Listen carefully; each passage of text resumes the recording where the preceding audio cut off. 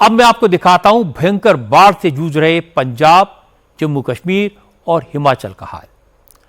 पंजाब के 8 जिले पूरी तरह बाढ़ के पानी में डूबे हैं।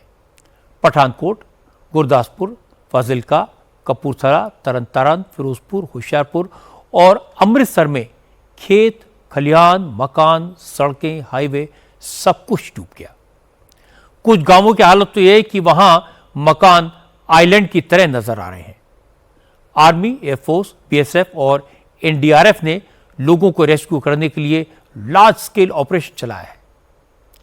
एयरफोर्स के चिनूक MI-17 हेलीकॉप्टर लगातार सॉर्टी करके लोगों को बाढ़ प्रभावित इलाकों से एयरलिफ्ट करने में लगे हैं। बॉर्डर के करीब डेरा बाबा नानक का पूरा इलाका जलमग्न है।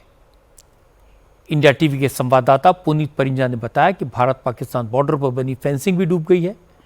बीएसएफ की चौकियों के चारों तरफ करीब 10 फीट पानी भरा है। यहीं से करतारपुर गुरुद्वारा जो है महज कुछ ही किलोमीटर दूर है। सबसे पहले मैं आपको तस्वीर दिखाता हूं। ये सामने आप ये जो बिल्डिंग देख रहे हैं, ये दरअसल इमिग्रेशन प्रोसेस यहां पर होता है और यहीं से इमिग्रेशन के बाद जो इंडियन जो लोग हैं वो श्री करतारपुर साहिब में दर्शन के लिए आगे जाते हैं। और सामने ये आगे इसके अगर हम आगे जाएंगे तो सामने अब पूरा रावी नदी है ये, और रावी नदी में इस समय फेंसिंग पूरी तरह से डूबी हुई है। और सामने ये जो आपको व्हाइट कलर का एक बिल्डिंग दिख रही है, एक स्ट्रक्चर दिख रहा है, दरअसल ये जीरो लाइन है और इसके आगे पाकिस्तान का जो हद जो है वो शुरू हो जाती है। रावी के जो पानी की मार है वो कितनी ज्यादा है कि जो बीएसएफ की जो चौकी है, जो पोस्ट है, वो भी इस समय पानी के अंदर डूबी हुई है। वो सामने आपको नजर आ रही है। उसके नीचे आपको छोटी पोस्ट भी नजर आएगी जो बिल्कुल नीचे की तरफ है। और ये जो बीएसएफ है उसकी पोस्ट जहां पे है वो भी यहां पे पूरी तरह से पानी के अंदर है। और सामने जो एक पूरा कट आपको नजर आएगा, दरअसल वहीं से जो रावी नदी का बांध टूटा है, इसको कच्चा बांध जो मिट्टी से बनाया जाता है, दूसरी बांध इसको बोलते हैं, यहीं पर ये कट लगता है। उसके बाद ये पूरा इलाका जो है, जो करतारपुर कॉरिडोर है, उसके आगे डेरा बाबा नानक है, ये तमाम जो एरिया है ये रावी नदी के पानी के चपेट में आ जाते हैं। और अभी भी यहां से आगे जाना काफी मुश्किल भरा है क्योंकि यहीं से पानी जो है वो स्टार्ट हो जाता है। बीएसएफ के अधिकारियों ने हमें बताया कि इससे आगे मत जाइएगा क्योंकि पानी का लेवल जो है वो 10 फीट तक है, आप आगे फंस सकते हैं। डेरा बाबा नानक में आई बाढ़ की जद में आर्मी के कैंप्स भी आ गए हैं। रावी का पानी इन कैंप्स में घुस गया है। इसके बाद इन कैंप्स में मौजूद आर्मी के टैंक्स को बाढ़ के पानी से बचाने के लिए सड़क पर लाना पड़ा।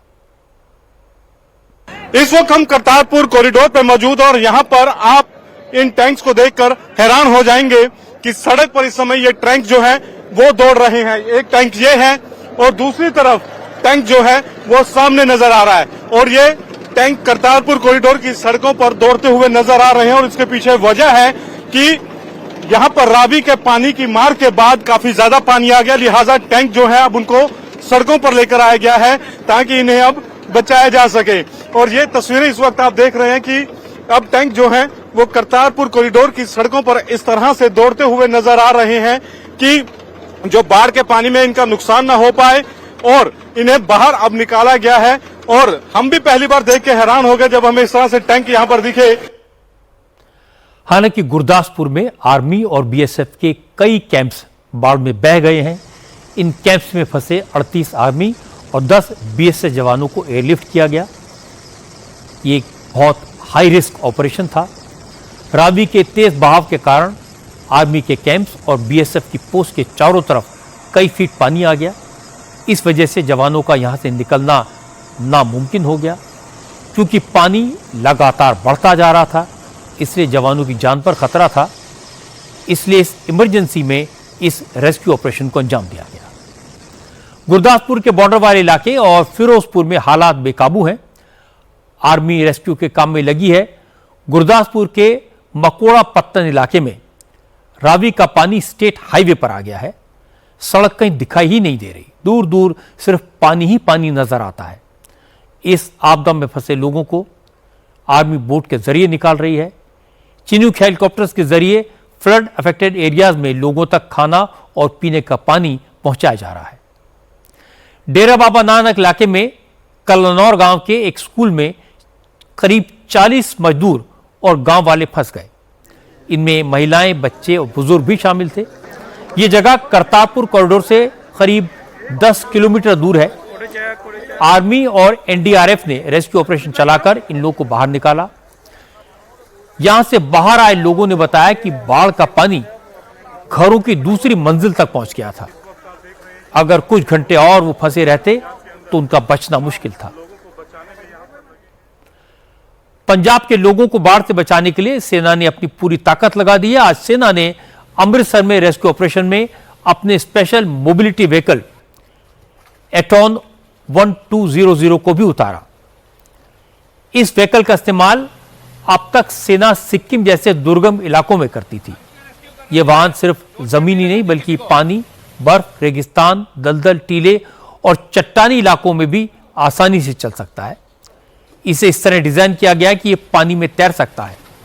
आज प्रशासन ने जब आर्मी से रामदास एरिया में फंसे लोगों को बचाने के लिए मदद मांगी तो सेना ने इसी व्हीकल का इस्तेमाल किया। रेस्क्यू में सेना ने 3 स्पेशल मोबिलिटी व्हीकल्स को उतारा। एक बार में इसमें 9 लोगों को बिठाया जा सकता है। ऑपरेशन के दौरान बोट का इस्तेमाल भी लोगों को बचाने के लिए किया गया। पंजाब में जो हाल है, जम्मू में हाल उससे भी बुरा है। 2 दिन पहले तो बहुत ही बुरी हालत थी। हालांकि 2 दिन से बारिश नहीं हुई है। तवी नदी का पानी धीरे धीरे कम होने लगा है, लेकिन इस इलाके के हालात सुधरने में अभी बहुत वक्त लगेगा। आपदा में अब तक 41 लोगों की जान जा चुकी है। मौसम सुधरा है, लेकिन तबाही के निशान अब भी पूरे जम्मू शहर में दिखाई दे रहे हैं। सबसे ज्यादा खराब हाल तवी नदी के किनारे बसे इलाकों में है। जम्मू के पीरखो और बेलीचरण इलाकों में नदी से आई गाद और कीचड़ दिखाई दे रहा है। शायद आप यकीन नहीं करेंगे, मैं एक घर के टेरेस के ऊपर खड़ा हूं जो पूरी तरह से जमीन दोष हो चुका है। ये तस्वीर आप देख सकते हैं कि किस तरह से यहाँ ऊंची ऊंची जो इमारतें थे, जो खूबसूरत आशियाने थे, वो मलबे के ढेर में पूरी तरह से तब्दील हो चुके हैं और घर के लोग अपने आशियानों को यहाँ पर देख रहे हैं।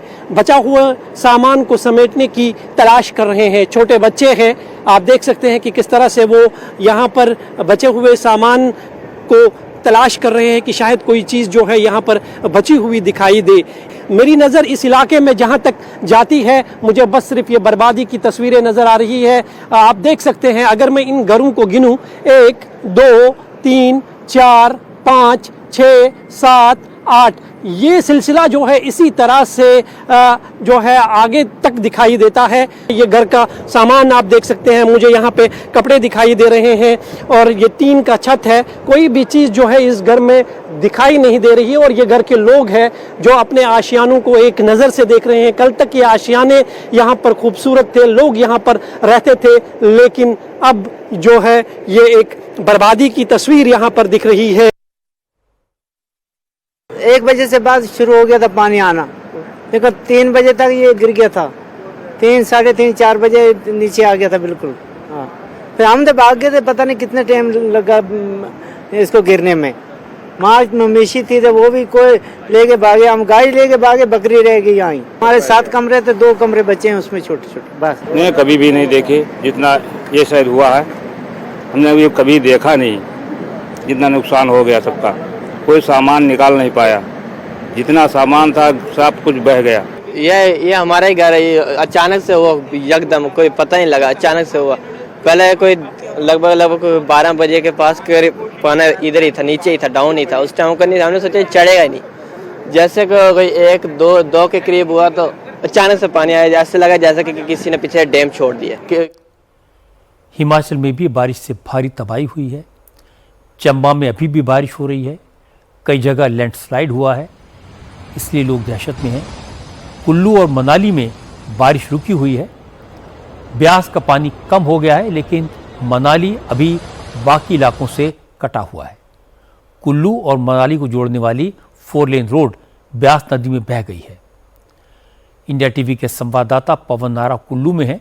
पवन ने बताया कि प्रशासन वॉर फुटिंग पर इस रोड को वापस बनाने में जुटा है।